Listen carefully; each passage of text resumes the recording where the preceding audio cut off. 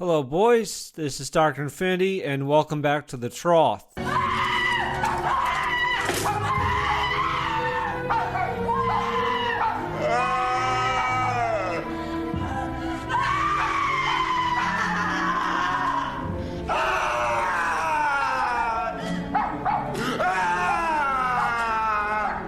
This week, I have two books for you. First off, we have the Colossal Corpus of Serious Gloves. This guy reached out to me a while ago. It took me a little bit to finally get a review out, but he reached out to me since I reviewed Triangle by this guy, Lance Biggums, and that book's more about like relationships and kind of sex and more modern person. It's about a love triangle, if you will. And we like that one. That one is a recommendation, and you can find the review for that on this channel or just buy it yourself on like Amazon. That's where I went. And our other book is Incel by ARX Han, about a guy who is 22 years old and he's going to kill himself if he doesn't lose his virginity by the time he's 23. I found this one very unrelatable. I don't know, like maybe one of you could relate to it, but I don't know. This is kind of like science fiction for me. And I want to say I'll have timestamps down below so you can just jump ahead to when I actually start talking about the books for Colossal Corpus and about Incel. So feel free. So I have links down below for you to check out these books for yourselves if you're interested, because this review is going to get into spoilers rather quickly. But I will say for the Colossal Corpus one, if you look for it on Amazon, it's going for $35 for a paperback. I don't recommend getting that copy. When I bought mine on Amazon, it was just $20. I have the link for another website where you can purchase it, the paperback for $20, which I think is fair. I think that's a little on the higher end for an anthology. But I think that's reasonable. That's within a price range, right? But $35 for a paperback on Amazon is not. And Incel, that's on Amazon for like $15. This video was supposed to come out probably last week, but I was kind of dragging my heels a little bit. I'm kind of mixed on these, on both of them, actually. Sorry, but I want to be honest. I want to be giving my true opinion. You know, it's not just I agree with these people politically or whatever, or they're independent creators, therefore they automatically get a recommendation. I don't think that'd be very useful or helpful for anyone. Being honest with it, there's definitely chunks in both of these books that I liked, that I thought were good, that I thought were interesting, but there are also problems within each. Things I didn't really care for, things that just didn't exactly work for me. That being said, I'm going to talk about the Colossal Corpus first. And yeah, one last time, this is an anthology.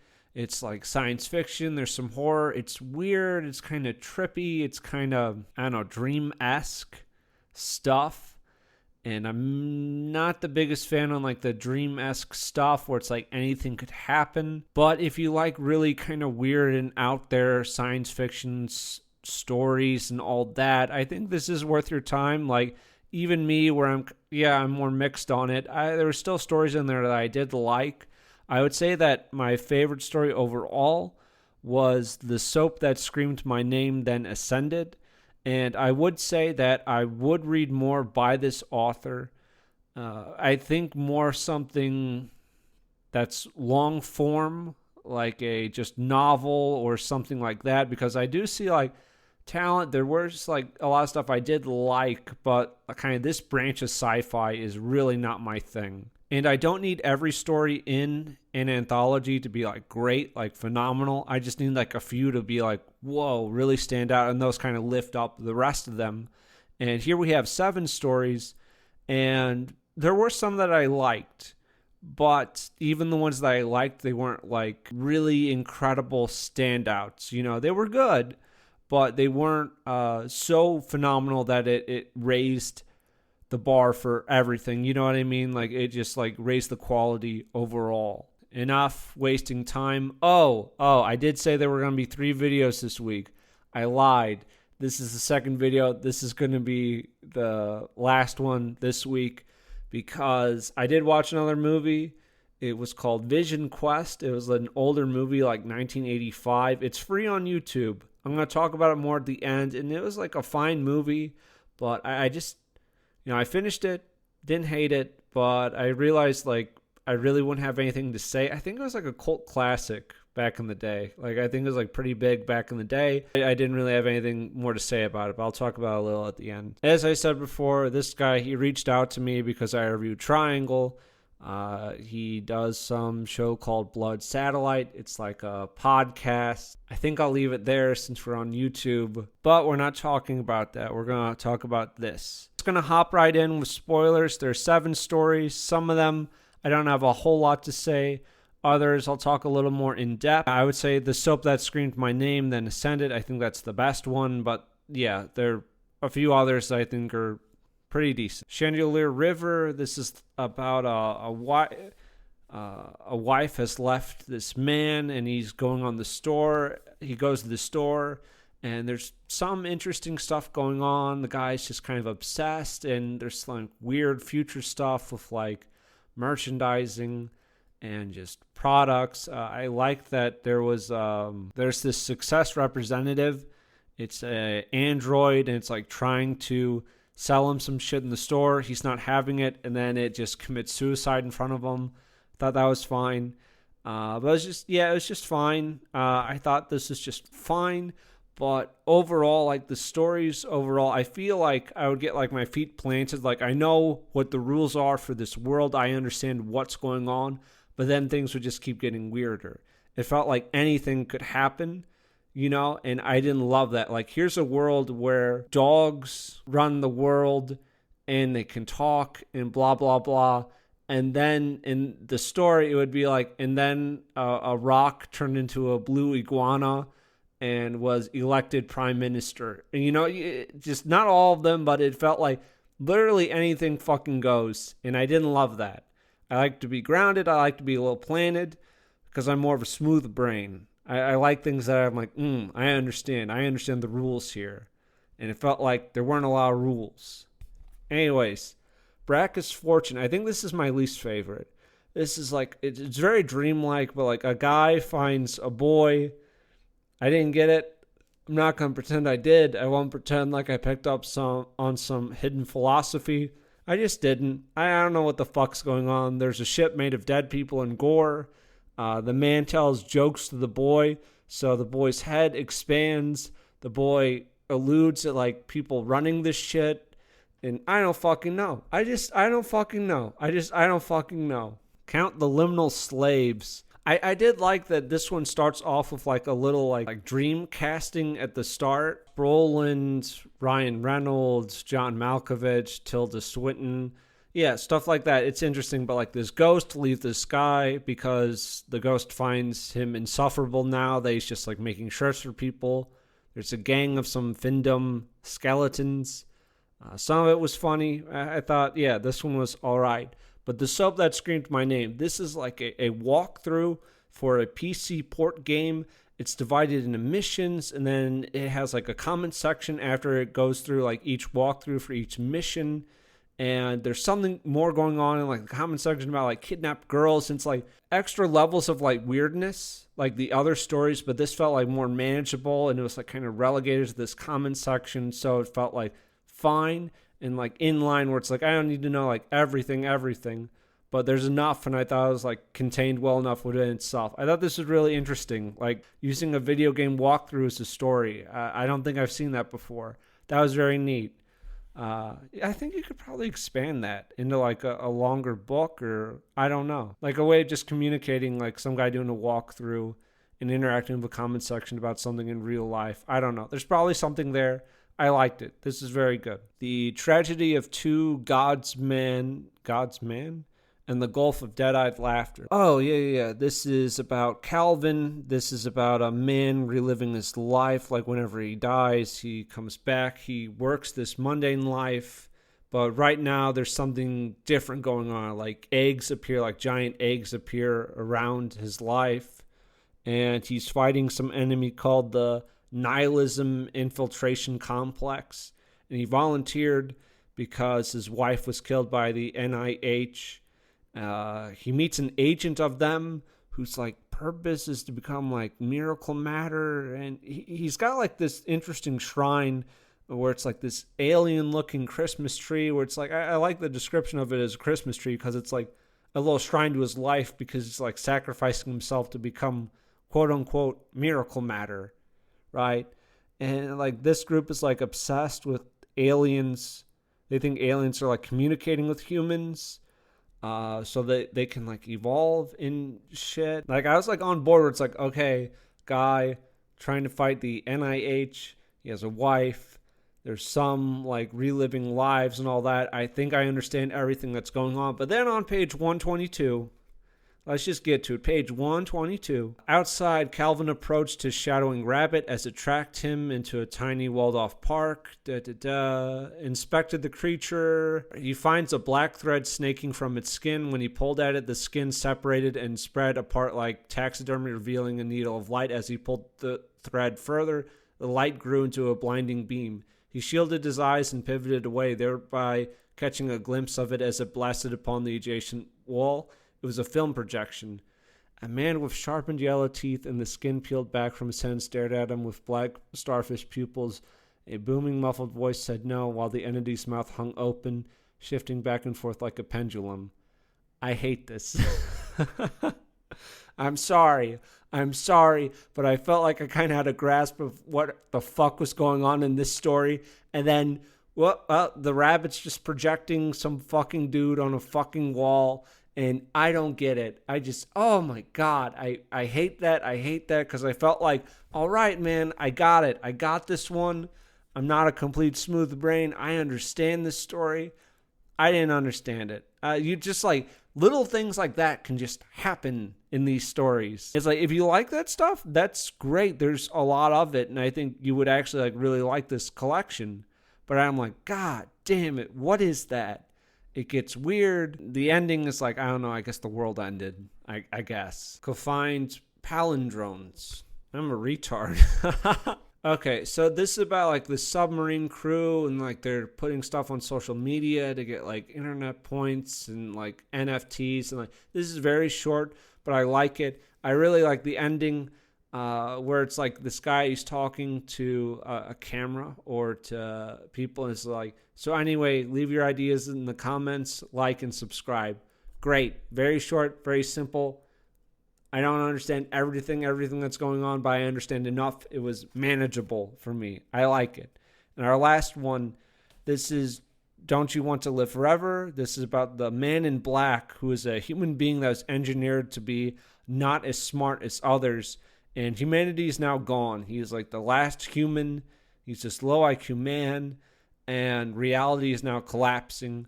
And you had me at the start where I'm like, I think I'm grasping a lot of the stuff that's going on. I think I get it. I think I know what's going on.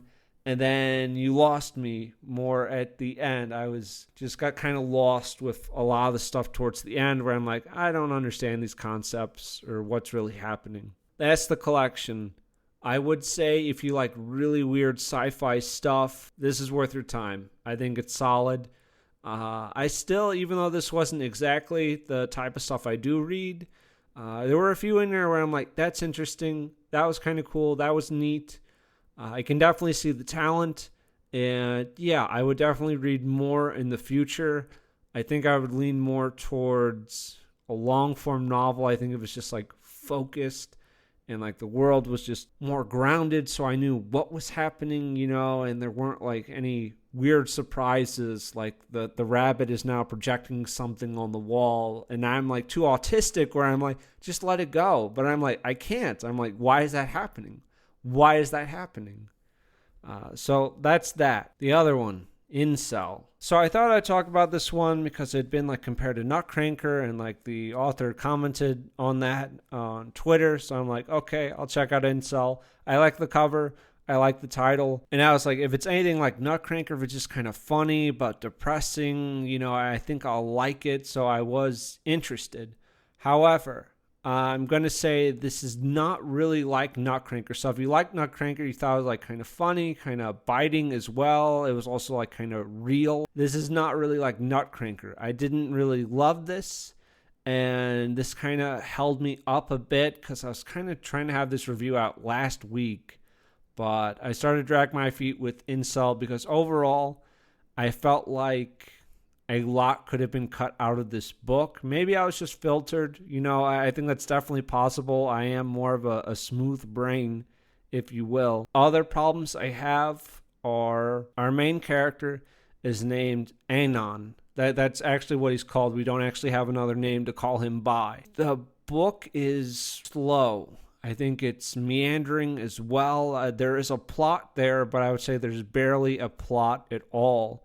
And because Anon is our kind of basic blank slate or blank template for our younger kind of frustrated men, lonely men to latch onto and to insert themselves in, and Anon is such a non-entity that I struggle to really care. It was just, I don't really care. And it's like a plot is just like a series of things that happen. We care about stories because it's things happening to our characters and they react to them. But I never really cared about Anon or like what was going on with him. There's nothing for me to latch onto because, again, he was like a non-entity. And that was a pretty serious problem for me to keep reading. So it's kind of a struggle there. Maybe check it out, if you like the cover, if the premise is kind of interesting to you, like a guy, he's 22, he's going to kill himself if he doesn't lose his virginity by 23. Just frustrated, lonely young man. There were definitely parts of it I liked, but I had pretty serious problems with it. So check it out if you're interested. From here on out, we got spoilers. As we begin, he is Anon. He's approaching girls at the bar. He's very introspective. He's very thoughtful. He's constantly thinking and overthinking. He thinks too much. We do get pieces of his personality in these little like snippets, where he's just kind of like snapping at people mentally. He's not very confrontational. And after failing to pick up any women at the bar, he returns home to masturbate. And he's also considering some like weird experimental drugs to like grow his penis because he has a small penis. I don't know. I always thought that was like a joke. I didn't think people actually did that or thought about that. And there was something else. Oh yeah, he has this neighbor named Thomas who he doesn't really know and he hasn't really seen in a long time. But there's Thomas's wife.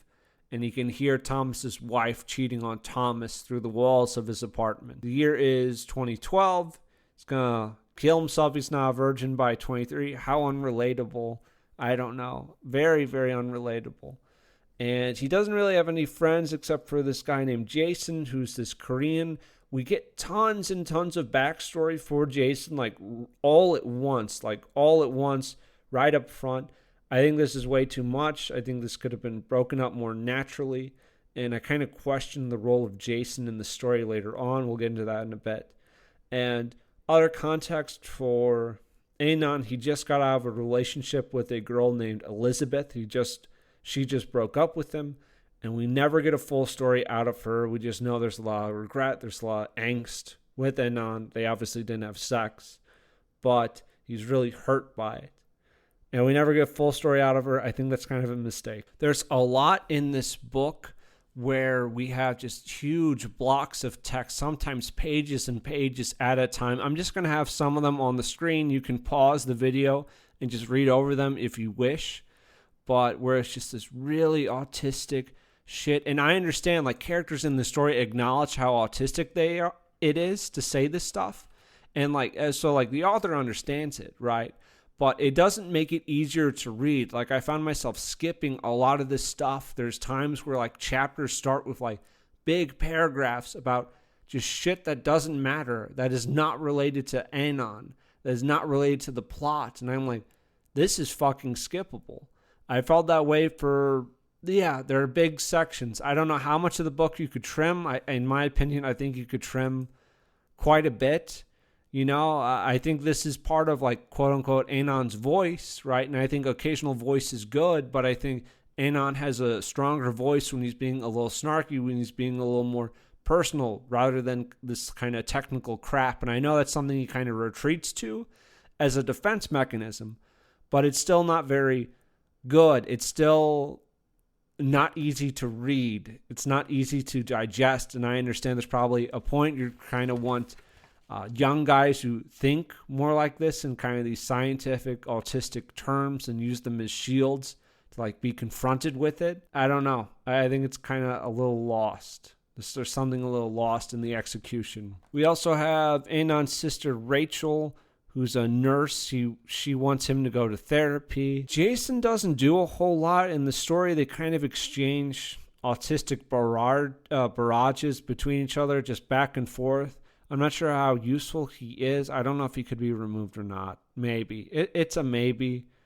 I think chapter 12 is very good, where we open with Anon doing something. He's with a girl, and he ends up losing her by trying to fuck on the first date. And I think this is an excellent chapter. This is very good. We could use more of this, because while calendar is ticking down to the time he's going to be 23, because he's given himself 1 year before he kills himself, it never feels very pressing, right? He's also a college student while this is going on, and he's doing like a thesis and whatever, but that just feels like very background stuff. It just feels like a lot of, meandering plot points where it's like, are we really concerned if he kills himself? And I'm like, I don't think I care. If, we get to 23, and I thought the book would end with like a climax of Anon killing himself, and it's like, I don't think I'd really give a shit, because I don't like him. I don't find anything compelling. Like, I don't have to like a character. I don't have to think they're a good person to find them interesting, to care about where their story's going. But I'm not interested in Anon. He hasn't done anything that I think is interesting or like, wow, I care.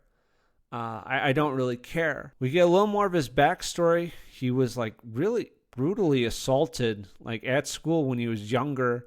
And I think this kind of leads to some of his insecurities. And this is how he met Jason. There's that. Good stuff. Page 202 through 206.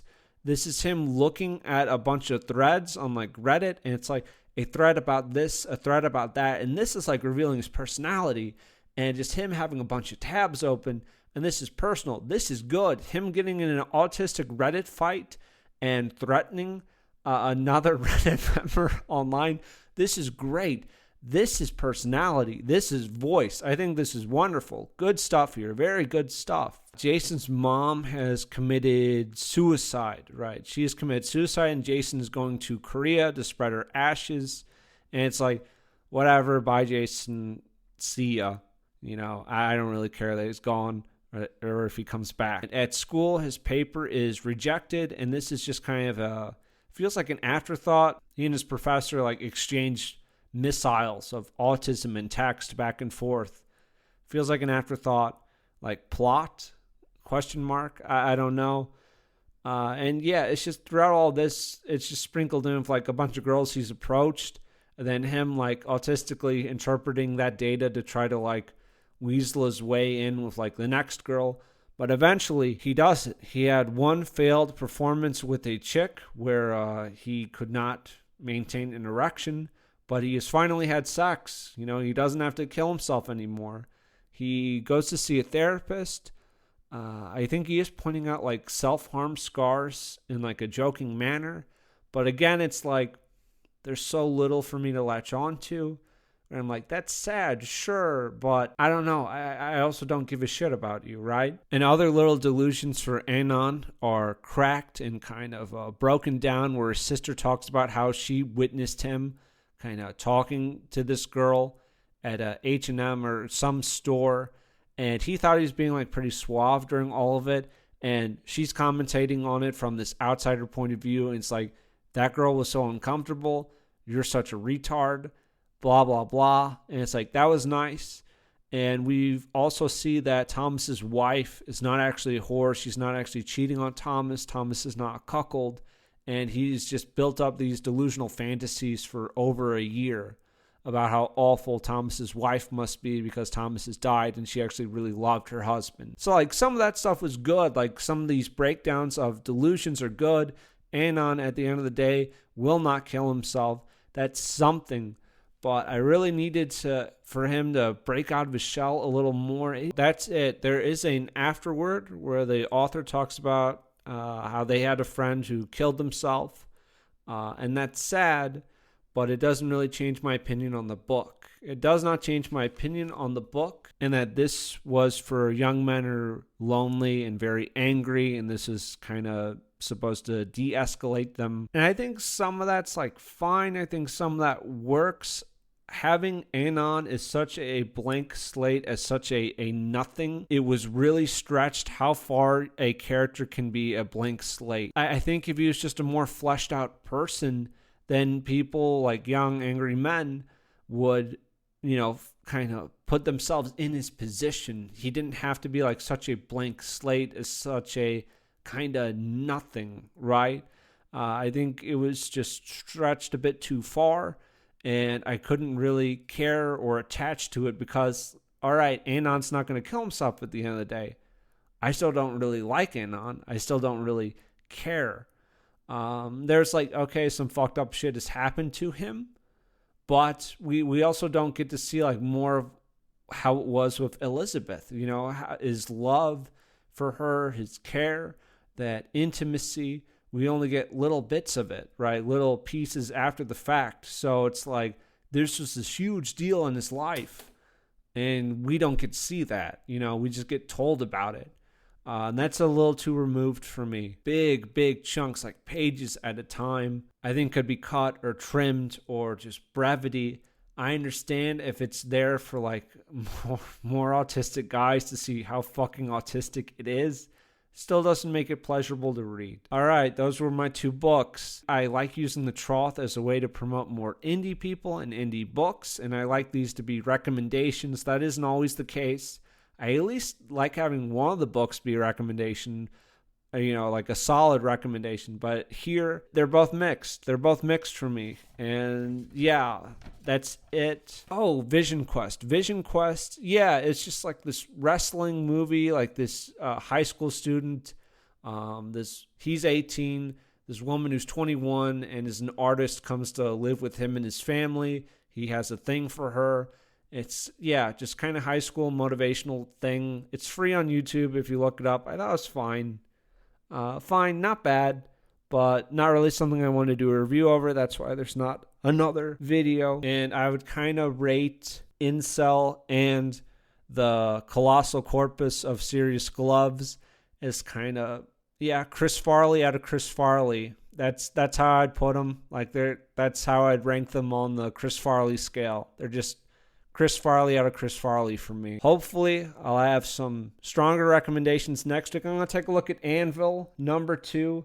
And there's this book by Eric Wagg. It kind of looks like, just sword and sorcery stuff. So I'm hoping those will be pretty decent. There might be a media review.